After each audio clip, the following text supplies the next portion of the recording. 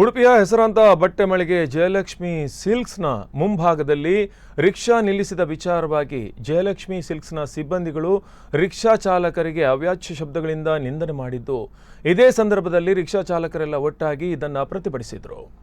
ಉಡುಪಿಯ ಬನ್ನಂಜೆಯಲ್ಲಿರುವ ಜಯಲಕ್ಷ್ಮಿ ಸಿಲ್ಕ್ಸ್ನ ಮುಂಭಾಗದಲ್ಲಿ rickshaw parking ಮಾಡಿದ ವಿಚಾರವಾಗಿ ರಿಕ್ಷಾ ಚಾಲಕನೊಡನೆ ವಾಗ್ವಾದ ನಡೆಸಿರುವಂತಹ ಜಯಲಕ್ಷ್ಮಿ ಸಿಲ್ಕ್ಸ್ನ ಸಿಬ್ಬಂದಿ ಹಾಗೂ ವಾಚ್ಮ್ಯಾನ್ಗಳು ಬಳಿಕ ಆ ರಿಕ್ಷಾ ಚಾಲಕನನ್ನು ತರಾಟೆಗೆ ತೆಗೆದುಕೊಂಡು ಆತನಿಂದ ಕೀಯನ್ನು ಕಸಿದು ಬಳಿಕ ಆತನ ರಿಕ್ಷಾದ ಮುಂಭಾಗ ಮತ್ತು ಹಿಂಭಾಗಕ್ಕೆ ಜಯಲಕ್ಷ್ಮಿ ಸಿಲ್ಕ್ಸ್ನ ವಾಹನವನ್ನು ನಿಲ್ಲಿಸಿ ರಿಕ್ಷಾವನ್ನು ಚಲಾಯಿಸದಂತೆ ಆತನನ್ನು ಅಲ್ಲೇ ನಿಲ್ಲಿಸಿದ್ರು. ಬಳಿಕ ಈ ವಿಚಾರ ತಿಳಿದಂತಹ ಇತರ ರಿಕ್ಷಾ ಚಾಲಕರು ಮತ್ತು ಆ ಪಾರ್ಕ್ನ ರಿಕ್ಷಾ ಚಾಲಕರು ಸೇರಿ ಒಂದಷ್ಟು ಪ್ರತಿಭಟನೆಯನ್ನು ನಡೆಸಿದರು. ಈ ಸಂದರ್ಭದಲ್ಲಿ ಈ ವಿಚಾರ ಟ್ರಾಫಿಕ್ ಪೊಲೀಸರಿಗೆ ಗೊತ್ತಾಗಿ ಅವರು ಆಗಮಿಸಿ ಪರಿಸ್ಥಿತಿಯನ್ನು ತಿಳಿಗೊಳಿಸಿದ್ದಾರೆ. ಈ ಸಂದರ್ಭದಲ್ಲಿ ಇಲ್ಲೊಂದು ಯೂ-ಟರ್ನ್ ಇರೋದ್ರಿಂದ ಇಲ್ಲಿ ಯಾವುದೇ ಕಾರಣಕ್ಕೂ ರಿಕ್ಷಾವನ್ನು ಪಾರ್ಕ್ ಮಾಡಬಾರದು, ಯಾವುದೇ ರೀತಿ ಸಾರ್ವಜನಿಕರಿಗೆ ತೊಂದರೆ ಆಗಬಾರದು ಅನ್ನುವ ನಿಟ್ಟಿನಲ್ಲಿ ಈ ಕ್ರಮವನ್ನು ಕೈಗೊಳ್ಳಲಾಗಿದೆ. ಆದ್ದರಿಂದ ರಿಕ್ಷಾ ಚಾಲಕರು ಸಹಕರಿಸಬೇಕು ಎಂಬುದಾಗಿ ಟ್ರಾಫಿಕ್ ಪೊಲೀಸರು ತಿಳಿಸಿದ್ದಾರೆ. ಈ ಮಧ್ಯೆ ನೊಂದಂತಹ ರಿಕ್ಷಾ ಚಾಲಕ ಆತನ ರಿಕ್ಷಾವನ್ನು 1 ಗಂಟೆಯಿಂದ ಸುಮಾರು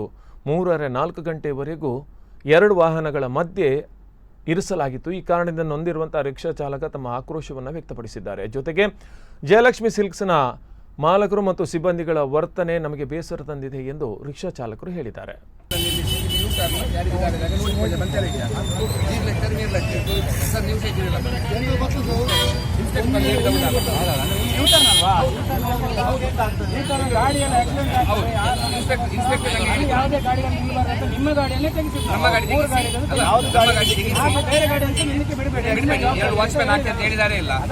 ಹೇಳಿದಾರಲ್ಲ, ಅದೇ ಪ್ರಕಾರ 2 ವಾಚ್ಮ್ಯಾನ್ ನಿಲ್ಲಿಸಿದ್ದೇನೆ. ವಾಚ್ಮ್ಯಾನ್ ಅವರಿಗೆ ಬಾಯಿಗೆ ಬಂದಾಗೆ ಬೈತಾರೆ, ವಾಚ್ಮ್ಯಾನ್ ಹೊಡಿಲಿಕ್ಕೆ ಬರ್ತಾರೆ, ವಾಚ್ಮ್ಯಾನ್ ಅವ್ರಿಗೆ ಇಲ್ಲಿಗೆ ಕೇಳುವುದಿಲ್ಲ. ಇವತ್ತು ಸಾಧದ ಕಟ್ಟೆ ಅಷ್ಟೇ.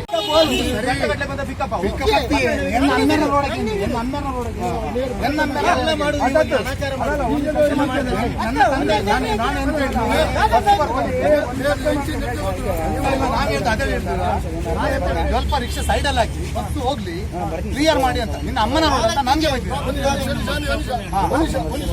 ಇದು ಪೊಲೀಸ್ ಯೂ-ಟರ್ನ್ ಅನ್ನತ್ತೆ ಅದು ಪೊಲೀಸ್ ಸಮಸ್ಯೆ ಅವರ ಬಲ್ಲಿ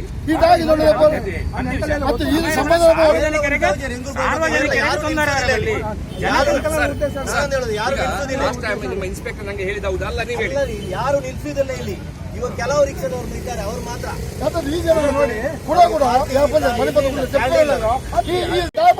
ಗಾಡಿ ಗೆಬ್ಬೇರಾಗ್ಲ ನನ್ನ ತುಂಬಾಗ ಏರ್ಲ ಈರಿಂದತ್ತೆ ಏನೇ ರಿಕ್ಷಾದಾಗಲ್ಲ ಸಾರ್ವಜನಿಕರಿಗೆ ತೊಂದರೆ ಆಪನಂಚಿನ ವ್ಯವಸ್ಥೆಯನ್ನು ಕಲ್ಪಿಸೋಡ್ತಿ ಎಂಕಲ್ ಅವೇನ್ ಬಂತು ನಡ್ತಾನಿರಿಗೆ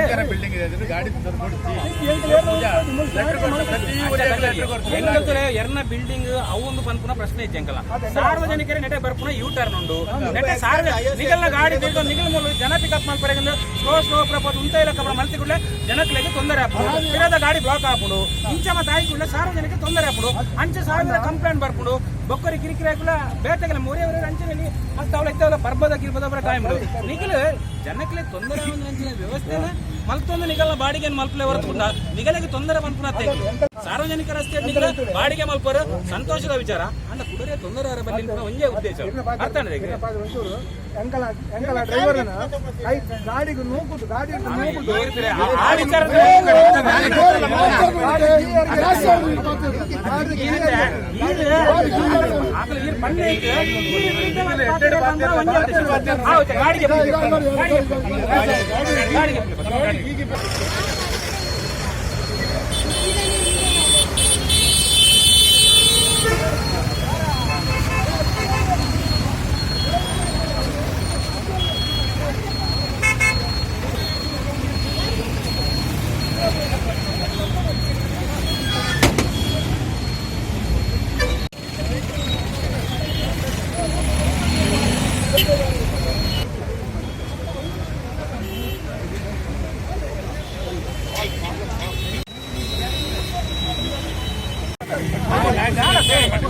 ಕಡೆ ಸಮಸ್ಯೆ ಮಾಡ್ತಾರೆ ನನ್ನ ತುಂಬಾ ಗಂಚ ಆವಂದಿಲ್ಲ ಕತ್ತುವನ್ಲೆ ವಿಚಾರವು ಅರ್ಥಾನೆ ಸರ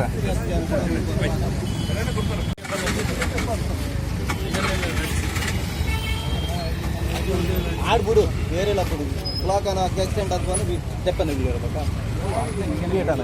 ದೂರ ಪಿಕಪ್ ಮಾಡ್ಕೊಡ್ಬೇಕು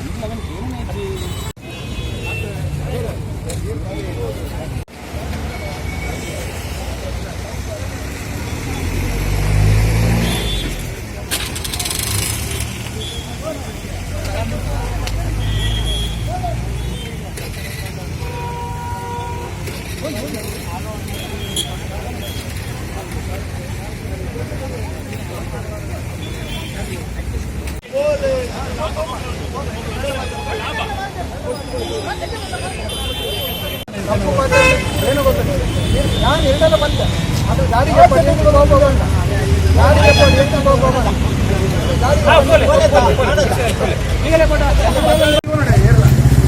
ಕೋಟಿಗಟ್ಟಲೆ ಆಗಿ ಮಲ್ದಿಲ್ಲ ಆಯ್ತು ನೋಡಿ ಬಿಲ್ಡ್ ಮತ್ತೆ ಮಲ್ದಿಲ್ಲ.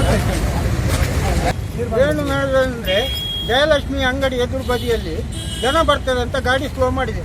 ಅದಕ್ಕೆ ಅದರ ಸೆಕ್ಯೂರಿಟಿ ನನಗೆ ಬೈದ, ಜಾರೆ ಜಾರೆ ಅಂತ ಹಿಂದಿಯಲ್ಲಿ ಬೈದ. ಹಿಂದಿಯಲ್ಲಿ ಬೈಯುವಾಗ ನೀನು ಎಂತ ರೋಡಲ್ಲಿ ಹೋಗುವಾಗ ಮಾತಾಡೋದಂತ ನಾನು ಕೇಳಿದೆ. ಅದರ ಇನ್ನೊಬ್ಬ ಕೆಲಸದವ ಒಂದು ದಾದಮ್ಮೆ ನಿನ್ನ ಅಂತ ತುಳುವಲ್ಲಿ ಬೈದ. ಅದಕ್ಕೆ ನಾನು ಹೇಳಿದೆ ನಿನ್ನ ಅಪ್ಪನ ರೋಡ ಕೇಳಿದ. ಹೌದು.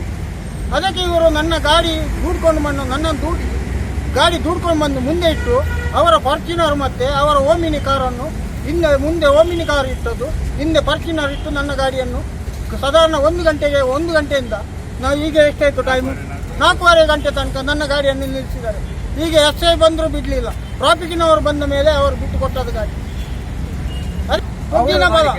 ಅವ್ರು ಹೇಳೋದು ಒಂದೇ, ಇಲ್ಲಿ ಅವರ ಅಂಗಡಿ ಎದುರಿಗೆ ಬರುವ ವೆಹಿಕಲ್ ಯಾವುದೇ ವೆಹಿಕಲ್ ಸ್ಲೋ ಹೋಗಬಾರ್ದು, ಫಾಸ್ಟ್ ಹೋಗ್ತಾ ಇರಬೇಕು, ಫಾಸ್ಟ್ ಬರಬೇಕು. ಹಾಗೆ ಅವರ ಅಭಿಪ್ರಾಯ ಪ್ರಕಾರ ಹಾಗೆ ನಾವೀಗ ನಮ್ಮ ಸ್ಟ್ಯಾಂಡಿನವರೆಲ್ಲ ಒಟ್ಟಾಗಿ ಬಂದಿದ್ದೇವೆ. ಈ ವಿಷಯನು ಇನ್ನೊಂದು ತಗೊಂಡೋಗಿ ಇನ್ನೊಂದ ಅದು ತುಂಬ ಗಾಳಿ ದೊಡ್ಡದಾಗೋದು ಬೇಡ ಅಂತೇಳಿ ನಾವು ಯಾರಿಗೂ ತೊಂದರೆ ಕೊಡ್ಲಿಕ್ಕೆ ಇರೋದಲ್ಲ. ನಾವು ಇರೋ ಜನರ ಸೇವೆಗೋಸ್ಕರ ಅಷ್ಟೇ. ಅದಕ್ಕೋಸ್ಕರ ನಾವು ಯಾರಿಗೂ ತೊಂದರೆ ಕೊಡಲಿಲ್ಲ, ಇಷ್ಟವರೆಗೂ ಕೊಡಲಿಲ್ಲ, ಇನ್ನು ಮುಂದೆನೂ ಕೊಡೋದಿಲ್ಲ.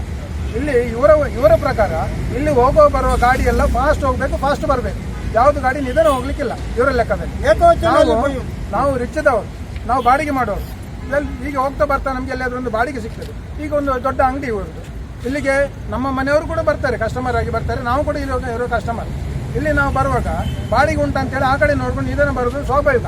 ಅದು ಇಲ್ಲಿ ಅಂತಲ್ಲ, ಇವರ ಅಂಗಡಿ ಅಂತಲ್ಲ, ಎಲ್ಲಿ ಇರಲಿ, ಯಾವುದೇ ಅಂಗಡಿಯಲ್ಲಿ, ಯಾವುದೇ ಮಳಿಗೆ ಇರಲಿ, ಯಾವುದೇ ಮಾರ್ಕೆಟ್ ಇರಲಿ, ಅಲ್ಲಿ ಹೋಗೋ ಎಲ್ಲಾದರೂ ಬಾಡಿಗೆ ಕರೀತಾರ, ರಿಕ್ಷಾ ಕರೀತಾರ, ಎಲ್ಲ ಬಾಡಿಗೆ ಉಂಟು ಅಂತ ನೋಡ್ಕೊಂಡು ಹೋಗೋದು ಒಂದು ಸ್ವಾಭಾವಿಕ. ಅಷ್ಟು ಮಾಡಿದ್ದಕ್ಕೆ ಇವರು ವಾಚ್ಮನ್ ಅವರು ಇವರೆಲ್ಲ ಹಿಂದಿಯವರನ್ನೆಲ್ಲ ಇಟ್ಟಿದ್ದಾರೆ. ಅವ್ರು ನಮಗೆ ಹಿಂದಿ ಸರಿಯಾಗಿ ಬರುವುದಿಲ್ಲ. ಅವ್ರು ಹಿಂದಿಯಲ್ಲಿ ಯಾವ ರೀತಿ ಎಲ್ಲ ಬೈತಾರೆ, ಅದು ಯಾರಿಗೂ ಬೇಜಾರಾಗ್ತದೆ. ಪಬ್ಲಿಕ್ಕಿಗೆ ಯಾರಿಗೂ ಬೈಯುವ ಅಧಿಕಾರ ಇಲ್ಲ. ಅವರು ಸಂಬಳ ಕೊಟ್ಟು ನಿಲ್ಲಿಸಲಿ, ಎಲ್ಲಿ ಅವರ ಕಂಪೌಂಡ್ ಒಳಗಡೆ ನಿಲ್ಲಿಸಲಿ, ಪಬ್ಲಿಕ್ ರೋಡಲ್ಲಿ ನಿಲ್ಲಿಸುವುದಲ್ಲ. ಪಬ್ಲಿಕ್ ರೋಡಲ್ಲಿ ನಿಲ್ಲಿಸಿ ಪಬ್ಲಿಕ್ ರೋಡಲ್ಲಿ ಬರುವ ಹೋಗುವ ವೆಹಿಕಲ್ನವರಿಗೆಲ್ಲ ಬೈಲಿಕ್ಕಿಲ್ಲ. ಹೌದಾ? ನಾವು ಬೈದದಕ್ಕೆ ಇವರು ಬೈದದ್ದು ಸರಿ, ನನ್ನ ಲೆಕ್ಕದಲ್ಲಿ ತಪ್ಪಲ್ಲದು. ಅಷ್ಟು ಮಾಡಿ ಅದಲ್ಲದೆ ಅಂಗಡಿಯವರು ಬಂದು ಇವರಿಗೆ ರಿಕ್ಷದವರನ್ನು ಮೈಗೆ ಕೈ ಹಾಕಿ ದೂಡಿ ಗಾಡಿ ಕೀ ತೆಗೆದು ಗಾಡಿ ಇಲ್ಲಿ ತನಕ ದೂಡ್ಕೊಂಡು ಬಂದು ಹಿಂದೆ ಮುಂದೆ 2 ಗಾಡಿ ಇಟ್ಟು ಬ್ಲಾಕ್ ಮಾಡಿದ್ರಲ್ಲ, ಇದು ಇವ್ರದ್ದು ಒಂಥರ ರೌಡಿಸಮ್ ಅಲ್ವಾ? ರೌಡಿಸಮ್ ಅಲ್ವಾ? ಇವರು ಸಾರ್ವಜನಿಕರ ವ್ಯಾಪಾರಕ್ಕೆ ಕೂತದ್ದು. ಇವರು ಒಂದು ಲೆಕ್ಕದಲ್ಲಿ ನಾವು ಕೂಡ ಭಿಕ್ಷುಕರೇ, ಇವರು ಕೂಡ ಭಿಕ್ಷುಕರೇ.